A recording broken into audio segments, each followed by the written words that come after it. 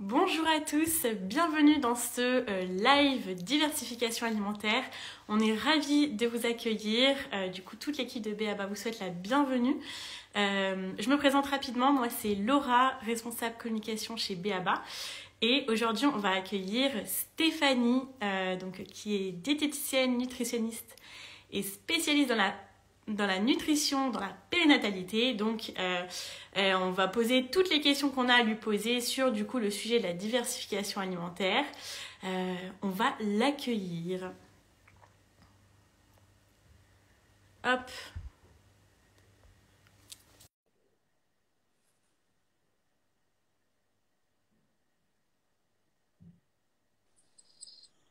Salut Laura, Bonjour Stéphanie, bienvenue. merci, comment vas-tu? Eh ben écoute, ça va super. Et toi, comment ça va? Bien, bien, très bien, merci.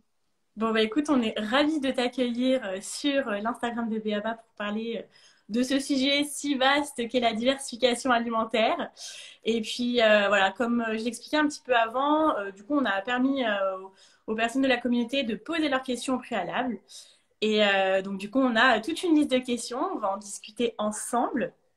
Parfait. Je te propose déjà, avant de commencer, de te présenter. Oui, écoute, volontiers. Donc, je m'appelle Stéphanie, je suis diététicienne nutritionniste et effectivement, comme tu le disais, spécialisée en nutrition périnatale. Donc, on commence un petit peu la diversification et en nutrition pédiatrique également.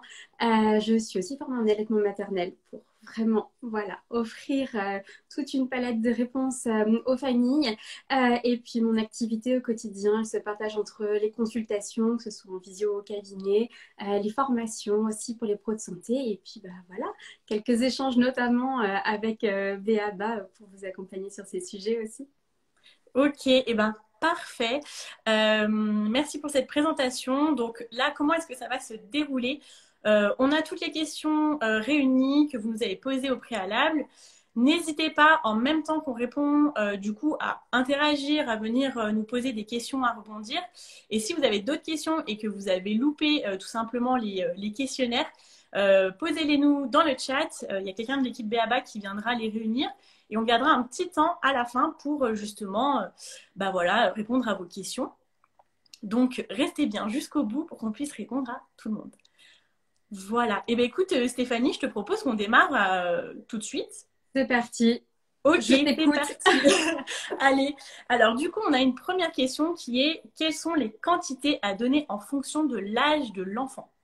Ah, les quantités, c'est vraiment toujours le sujet. Souvent, on va avoir de la pression par derrière. Faut donner 100 grammes, 150 grammes, 200 grammes, etc. Ce qu'il faut vraiment se dire, c'est que c'est le bébé qui détermine les quantités qu'il mange en fonction de sa faim. Et puis, au début, un bébé, il va manger quelques cuillères à peine, et puis ça lui ira bien. Et puis, petit à petit, en grandissant, son estomac va grandir aussi, il va se dépenser davantage, il va avoir davantage de capacité digestive, il va manger petit à petit, de plus en plus, mais il n'y a personne en réalité pour dire précisément les quantités dont il a besoin. Faites confiance à l'enfant et c'est vraiment le mieux, le meilleur signe. Ok, merci pour cette réponse. Prochaine question, quand introduire la viande?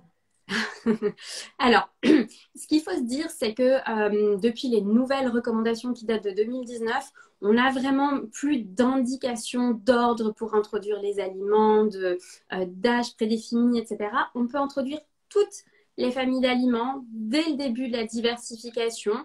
Donc, diversification qu'on souhaite commencer entre 4 et 6 mois, tranquillement. Et tout ce qui est donc les aliments riches en protéines, la viande, le poisson aussi, les œufs, on peut commencer dès le départ, même entre 4 et 6 mois, tout progressivement entre 4 et 6, 5 grammes de temps en temps. Et puis petit à petit, à partir de 6 mois, on peut y aller une dizaine de grammes par jour. Et c'est une quantité voilà, qui va rester à peu près stable jusqu'au 1 an de l'enfant. Ok, top. Alors c'est vrai que du coup là, tu viens de répondre à plusieurs questions qu'on Ah nous avait zut, j'ai posées. tout fait d'un coup. Non, non, mais c'est très bien parce qu'en fait, on avait des questions où les personnes nous demandaient bah, quand intégrer plusieurs catégories, les types viande, poisson, yaourt. Tu as Ouais. très bien répondu à C'est ça. ça. Viande, poisson, on peut faire tranquillement dès le début. Pour les yaourts, les produits laitiers, il n'y a vraiment pas d'urgence.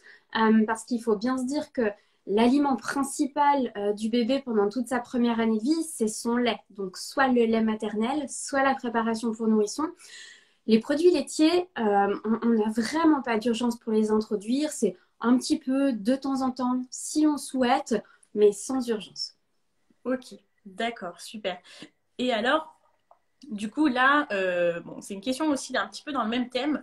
Euh, Quand peut-on introduire les protéines dans la purée?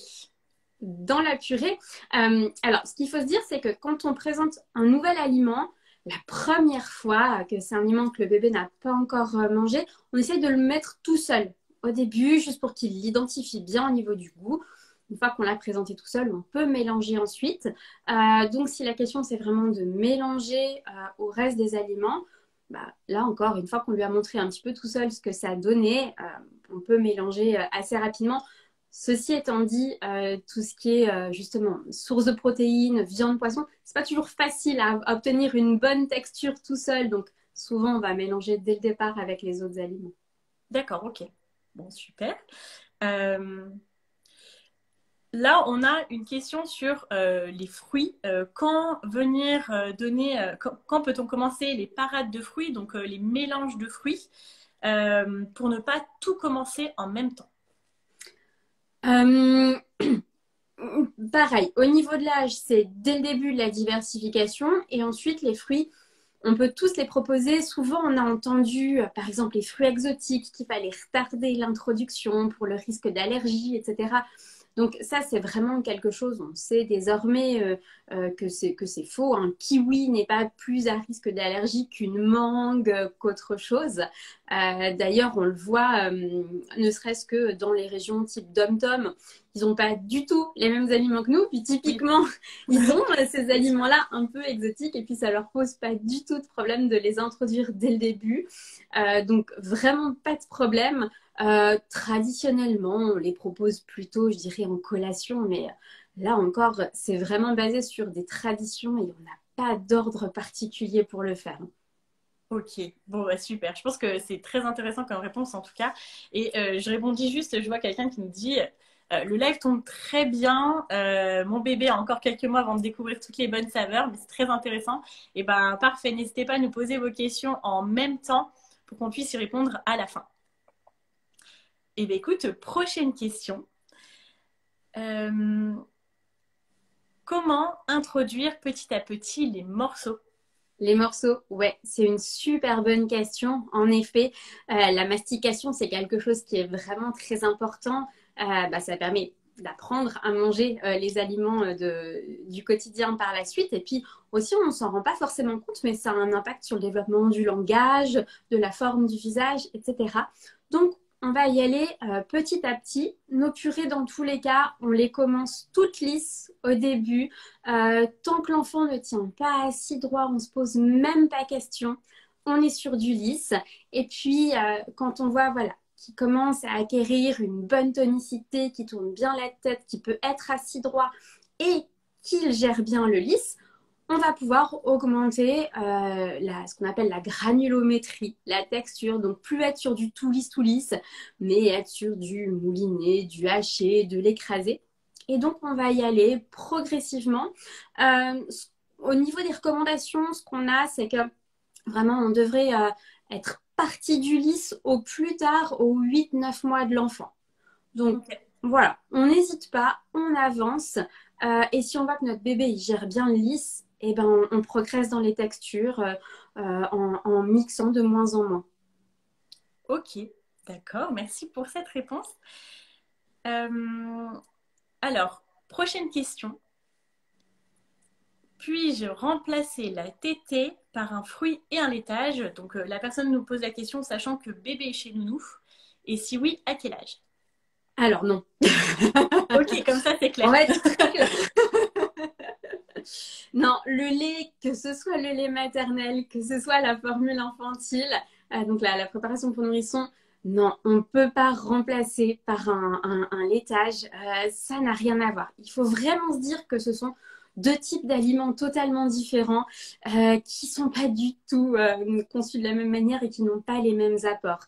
À titre de comparaison, le lait maternel ou la préparation pour nourrissons apporte environ 1 gramme jusqu'à 1,5 g de protéines pour 100 millilitres. Le lait de vache, on est déjà à 3,5 grammes facilement. On n'a pas la même composition en acides gras, on n'a pas le même apport en sodium, en phosphore. Rien à voir. Donc c'est vraiment de lui-même le bébé qui petit à petit va diminuer sa consommation de lait maternel ou de préparation pour nourrissons. Mais c'est vrai qu'on ne peut pas se dire qu'on remplace une tétée ou un biberon par un produit laitier parce que ça couvre pas les mêmes besoins, ça apporte pas les mêmes choses. Donc là, il va falloir voir avec la maman, les parents, comment on peut faire pour que ce bébé il ait ses apports sur la journée. On ne s'inquiète pas, mais ça peut pas remplacer. C'est pas aussi simple que ça. Ok, bon, parfait. Pour le coup, je pense que ce parent est très ravi d'avoir posé cette question et d'avoir une réponse aussi limpide. Bon, pour le coup, c'est tranché. Oui, non, mais c'est pour ça justement que tu es là et que tu nous donnes toutes les infos qui sont en tout cas véridiques selon ton expertise. Euh, Combien doit-on donner de repas par jour à 9 mois? Est-ce grave s'il en saute un ou s'il refuse de manger? Alors, pas de stress. On a des repères très vagues en ce qui concerne le nombre de repas par jour, etc. Ça reste des repères. On se dit vers 6 mois, aux alentours de 6 mois, quand on commence environ 2, on va toujours suivre le rythme du bébé. Vers 8, 9 mois, autour de 3, 4. Et puis vers 1 an, on a traditionnellement la structure à 3 repas par jour, plus une collation, éventuellement une deuxième collation. Donc, vers 9 mois, environ 3 repas par jour, sachant encore une fois qu'il faut adapter ça à son bébé. Et puis, il y a aussi plein de raisons pour lesquelles un bébé pourrait sauter un repas, avoir plus faim un jour qu'un autre, avoir plus faim à un repas qu'à un autre. Il peut y avoir les dents, il peut y avoir les virus, il peut y avoir de la fatigue tout simplement, il peut y avoir un changement de mode de garde. Donc vraiment, on ne s'inquiète pas si c'est un repas de temps en temps, même plusieurs jours qui sont très contrariés en raison justement, des raisons qu'on vient de citer. On regarde plutôt sur le long terme. Tant que globalement ça progresse bien, tout va bien, on ne s'inquiète pas. Très bien, ok.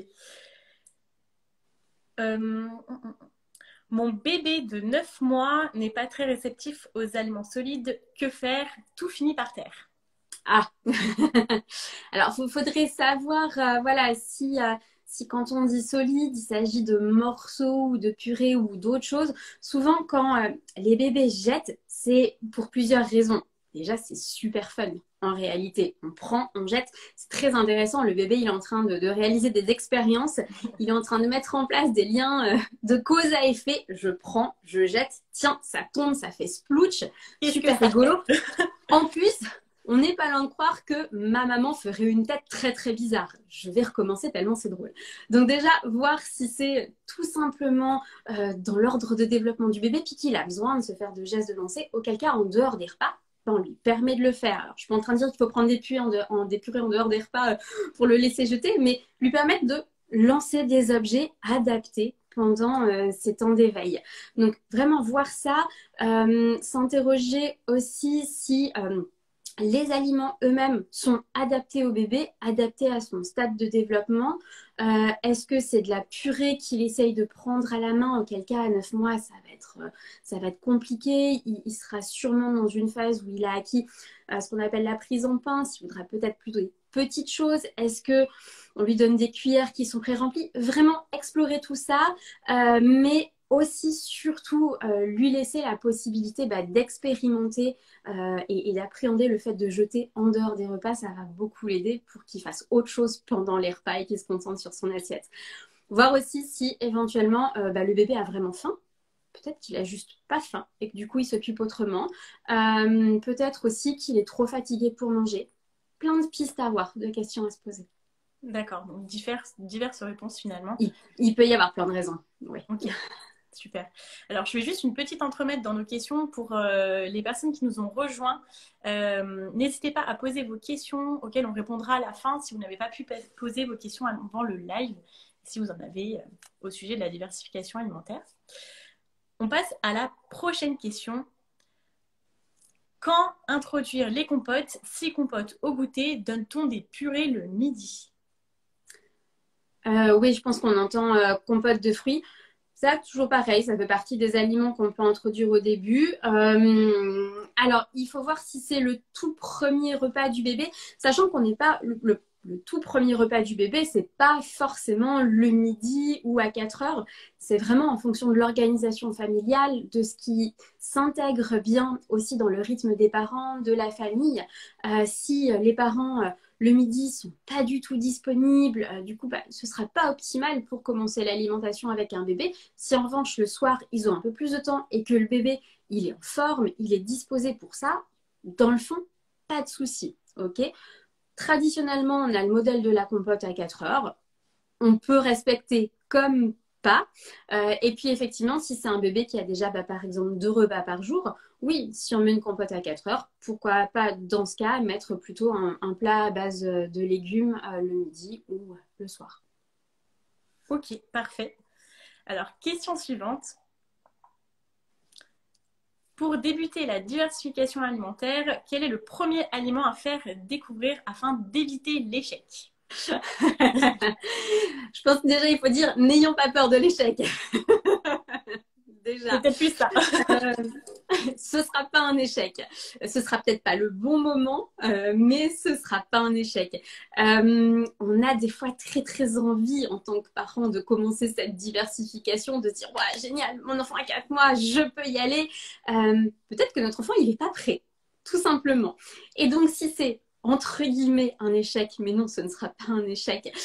Si on s'oppose à un refus, c'est peut-être tout simplement que c'est un peu trop tôt pour le bébé et que dans ce cas-là, eh ben, on attend quelques jours, un petit temps et on recommence après et puis ça ira sûrement mieux un petit moment plus tard. Donc déjà, pas de pression sur le jour auquel commencer. On a plusieurs semaines de mou pour débuter la diversification alimentaire. Ensuite, les bébés peuvent avoir des mimiques, des réactions face aux aliments. C'est pas forcément significatif du fait qu'ils n'aiment pas. Ça peut être parce que déjà, ils sont surpris d'avoir quelque chose de totalement nouveau en bouche. Jusqu'à présent, ils ont connu le lait, donc soit un sein, soit une tétine de biberon. Et là, on leur présente une cuillère avec une purée dessus qui a une certaine texture, qui a une certaine odeur, qui a un goût, qui a une température. Ça fait plein d'informations toutes nouvelles. Donc, tout ça, ça peut générer de la surprise chez un bébé que le parent aura souvent tendance à interpréter comme du refus. Mais ce n'en est pas forcément. C'est aussi possible, bah oui, que le bébé, pour le moment, il refuse tel aliment. Dans ce cas-là, surtout, on ne se désespère pas et on continue à lui proposer parmi toute une variété d'aliments. Ça viendra. Il faut le temps de se faire à l'alimentation, aux différentes saveurs et ça viendra. Donc, pas d'inquiétude. De façon innée, le bébé, il aime ce qui est sucré, tout simplement parce que le lait maternel est sucré. Donc, il est prédisposé pour aimer cette saveur-là. Mais on n'hésite pas, on peut proposer n'importe quelle saveur dès le départ. Et surtout, ne pas le prendre personnellement et ne pas le prendre comme un échec. Ok, entendu. Alors, prochaine question. Première purée avec ou sans matière grasse? Avec, toujours Ok. avec. Les matières grasses, les lipides, ce sont des nutriments qui sont vraiment essentiels pour le développement du bébé et même jusqu'à l'âge de 3 ans. Hein, les matières grasses ont une place vraiment très importante. Donc, chaque repas, chaque purée, on met de la matière grasse, une cuillère à café d'huile, notamment les huiles qui contiennent des oméga 3 comme l'huile de colza, l'huile de noix. On peut aussi alterner avec de l'huile d'olive de temps en temps parce que c'est bon du beurre. Pas de problème. Mais oui, de la matière grasse dans toutes les purées dès le début. Très bien. Prochaine question. Avez-vous des conseils pour un bébé qui refuse ou accepte difficilement la cuillère? Là encore, se poser la question, est-ce que ce bébé, il est prêt est-ce que c'est pas trop tôt pour lui? Est-ce qu'il a tout juste 4 mois et qu'il a jamais découvert la cuillère, etc. Donc, se questionner. Pourquoi pas passer un moment avant vraiment de mettre des aliments sur la cuillère, à lui donner des objets de dentition qu'il va pouvoir mettre en bouche, la cuillère elle-même, mais vide aussi, qu'il va pouvoir découvrir, appréhender, mettre en bouche et vraiment se dire c'est une question de timing, ça va venir. Peut-être que c'est trop tôt, peut-être qu'il n'est pas habitué à la texture. Est-ce que la cuillère est trop grande? C'est une question qu'on peut se poser. Bien s'assurer qu'on ait une petite cuillère dessus, lui laisser appréhender l'objet et ça devrait venir. Ok, parfait. On arrive aux 2 dernières questions. Les gens disent que pour commencer la diversification, il faut donner 3 jours d'affilée le même légume. Est-ce que c'est vrai? Vrai ou faux? Les fameux 3 jours. Faux. Faux pour plusieurs raisons. On a d'ailleurs des études qui ont été faites à ce sujet et on sait que plus on varie les aliments et la fréquence à laquelle ils sont présentés, plus en réalité, ça favorise l'acceptation de tous les aliments au moment, donc au début, au moment de la végétation, mais aussi plus tard. Donc, non, non, faux. C'est vraiment bien de ne pas se dire 3 jours de courgettes, 3 jours de carottes, 3 jours de haricots verts. Mais à l'inverse, on peut varier tous les jours sans aucun souci. C'est vraiment mieux pour le bébé et ça favorise une bonne découverte des aliments. Donc, non, non. Aucune raison de s'en tenir à ça, d'autant plus que s'il faut faire 3 jours de chaque aliment, on n'a pas fini. Hein. Oui, ça risque de prendre un petit peu de temps. Ouais, c'est ça, je pense qu'à 3 ans, on y est encore. D'accord, parfait. Du coup, on arrive à la dernière question qui a été posée avant ce live. Stéphanie, des recettes avec le lait maternel? Oui, alors c'est possible d'intégrer le lait maternel sous forme d'aliments. J'imagine que c'est une maman qui allaite son bébé, puis qui voudrait ne pas être toujours collée à lui toutes les 2 heures ou qui reprend le travail, et puis un bébé qui souvent refuse le biberon. On peut l'intégrer, alors chez les plus petits bébés, bon, ce sera jamais de toute façon avant 4 à 6 mois. On peut gélifier, par exemple, avec de l'agar-agar. On peut l'intégrer à des préparations. Voilà, il existe des recettes, c'est tout à fait faisable. Je pense qu'on ne va pas décliner ici les recettes, mais on peut absolument, on peut transformer son lait maternel. Alors, en le chauffant un petit peu, on a quelques propriétés qui vont être détruites, mais que les mamans ne s'inquiètent surtout pas. Leur lait restera fantastique pour leur bébé, même s'il a subi une petite cuisson, pas de problème là-dessus. Ok, parfait. Eh bien, écoute, merci beaucoup. Alors, les amis, je vais récupérer les questions que vous nous avez posées pendant, du coup, le live. Je vais prendre, voilà, les questions. Restez bien avec nous. Il y a sûrement des questions auxquelles on n'a pas encore répondu. Et rassurez-vous, s'il y en a auxquelles on n'aura pas le temps de répondre, on y répondra dans un prochain live. Alors, j'ai une première question, du coup. Bébé a 9 mois et demi et aime tellement le solide que le biberon devient plus compliqué à donner sur certains repas. Un peu de yaourt et un peu de fromage, dois-je craindre la teneur en sel? Ah, alors, fromage, voilà, tout dépend de la quantité. À 9 mois, on peut donner un petit peu de fromage. C'est vrai qu'on va chercher à s'orienter vers des fromages déjà toujours pasteurisés ou un fromage qui est cuit dans sa préparation. On a des fromages de type emmental, ricotta, mozzarella qui sont moins riches en sel. Si c'est un petit peu de temps en temps, on ne s'inquiète pas particulièrement. Et puis, quant aux apports en lait, on vise au minimum 500 millilitres par jour. Si on a ces apports-là, on ne s'inquiète pas non plus. Très bien. Bonjour, quand et comment introduire les pâtes et le riz au petit pot lisse? Ouais, donc en texture lisse, avec un bon mixeur. Toujours pareil, si on se base sur les recommandations, entre 4 et 6 mois, on aura 3 quarts de légumes pour 1 quart de féculents. Ça, c'est ce qui est généralement proposé. Et puis, quand l'enfant grandit, on arrive plutôt vers du moitié-moitié. Donc, si on est toujours sur du lisse à ce moment-là, bah oui, il faudra bien les mixer. Mais sinon, on peut penser aussi à d'autres sources D'autres sources de féculents, on a la pomme de terre pour commencer, qui est un petit peu plus simple. On a aussi toutes les légumineuses qui se mixent très bien, pour lesquelles on obtient des textures lisses, qu'on peut aussi proposer dès le départ. Donc voir, peut-être que les pâtes et le riz, c'est pas le plus simple au début quand on doit être sur du tout lisse, tout lisse. Dans ce cas-là, pensez à d'autres féculents. Ensuite, un bébé avec un RGO interne-externe peut-il commencer la diversification un peu plus tôt avant de le soulager? Merci. Ah oui, alors c'est vrai qu'on entend souvent en cas de RGO que l'introduction des solides permet de diminuer les symptômes du reflux gastro-œsophagien. C'est pas vrai dans tous les cas. On a des bébés que ça va aider, des bébés que ça va pas particulièrement aider.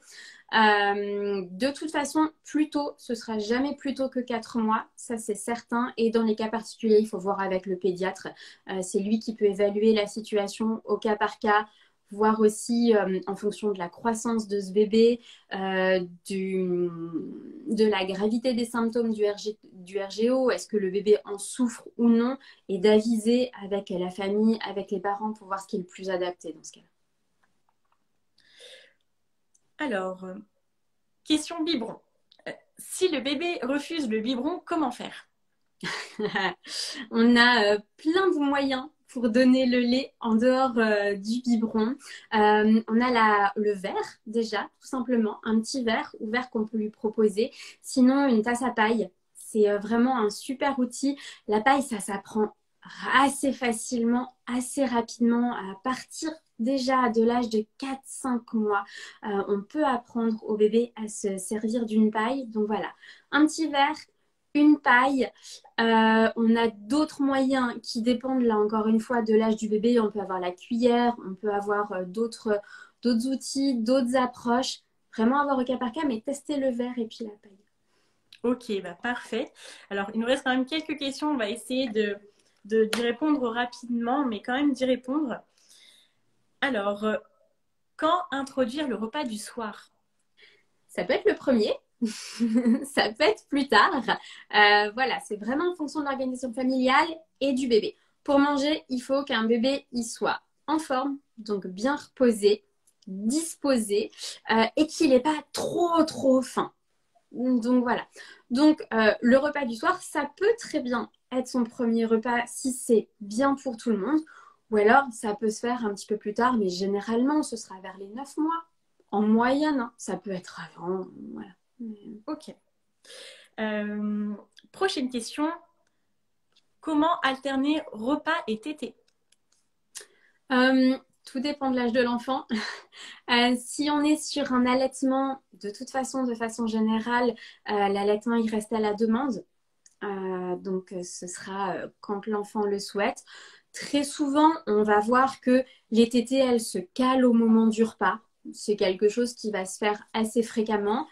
Si la question, c'est plutôt avant ou après les solides au cours d'un repas, là aussi, ça va dépendre de l'enfant, de son âge. Souvent, un enfant en début de diversification, on va continuer à commencer par la tétée et puis après la tétée, proposer les aliments de complément, les aliments de diversification. Et généralement, on a une forme de bascule qui s'opère autour des 8-9 mois. Ça reste très standard, hein, des grands repères, où on aura d'abord les solides et puis ensuite la tétée. Je dirais que tant que l'allaitement se poursuit bien et puis tant que l'enfant est bien intéressé par les aliments, c'est que tout va bien et puis chaque famille peut adapter en fonction de ses propres habitudes. Ok, parfait. Alors, on va arriver sur les toutes dernières questions. Peut-on saler très légèrement? Quand ça? Normalement, le sel, c'est pas avant l'âge de 12 mois.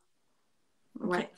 On s'abstient avant l'âge de 12 mois d'ajouter du sel sur les aliments, sachant que du sodium, il y en a dans tout ce que consommera le bébé. Et puis, il sera exposé à des aliments qui contiennent du sel. Par exemple, bêtement, du pain, du fromage, comme on l'a dit tout à l'heure. Parfois, s'il a un petit morceau d'aliments comme du jambon de temps en temps, il peut y avoir du sel dedans, etc. Donc, vraiment, les recommandations, c'est pas de sel avant 12 mois. Ok, entendu. Prochaine question.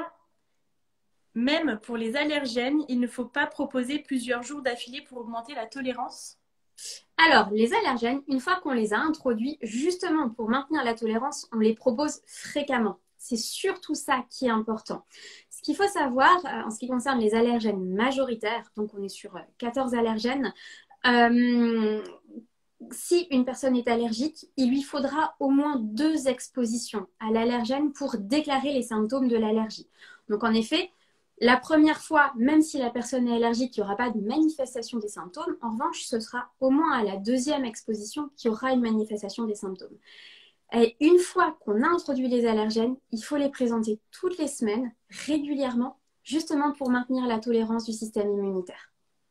Et dans tous les cas, on ne retarde pas l'introduction des allergènes. D'accord, ok. Ouais. Alors, mon bébé de 9 mois fait ses dents et refuse tous les repas. Ça va passer. C'est ça? Ça va passer. Ça fait partie, voilà, vraiment des situations où il ne faut pas s'inquiéter. Pendant quelques jours, le bébé, il aura que du lait. Donc, très certainement, plus de lait ou plus de tétée qu'en dehors des périodes d'éruption. Courage. Ok. Force avec vous, c'est ça. C'est ça, c'est ça. Après, on peut avoir des aliments froids qui peuvent soulager, ce genre de choses. Vraiment essayer au cas par cas. C'est aussi des fois où quand on avait bien progressé sur les textures, bah, ça peut être que le lisse froid qui passe. Pas s'inquiéter, c'est passager. Super. Alors, dernière question. Un bébé allaite qui passe au biberon à 12 mois, comment savoir si on donne assez ou pas assez de lait dans la journée? Après 12 mois, c'est ça? À partir de 12 mois? Oui, oui. C'est ça. Alors, à partir de 12 mois, ouais, on a des repères à un équivalent 500 millilitres de lait par jour. Voilà. Donc, entre le lait, les produits laitiers, 500 millilitres, maximum 800, grand max, mais plutôt autour de 500. Donc, faire ces petits calculs et puis voir ce que ça donne à la fin de la journée. Et bah parfait. Et bah, merci beaucoup Stéphanie, c'était un plaisir d'échanger sur ce sujet-là. J'espère qu'on a pu vous aider au maximum. Si jamais on n'a pas pu répondre à vos questions, c'est vrai qu'on avait beaucoup de questions. N'hésitez pas à nous les poser en message privé. On viendra les garder pour le prochain live. Et puis, voilà, vous allez pouvoir retrouver le live et l'intégralité des questions sur notre Instagram et puis sur le site internet B.A.B.A. Merci Stéphanie. Merci beaucoup Laura, passe une bonne journée. Merci, bonne journée à toi et bonne journée à tout le monde. Bye bye. Bye bye.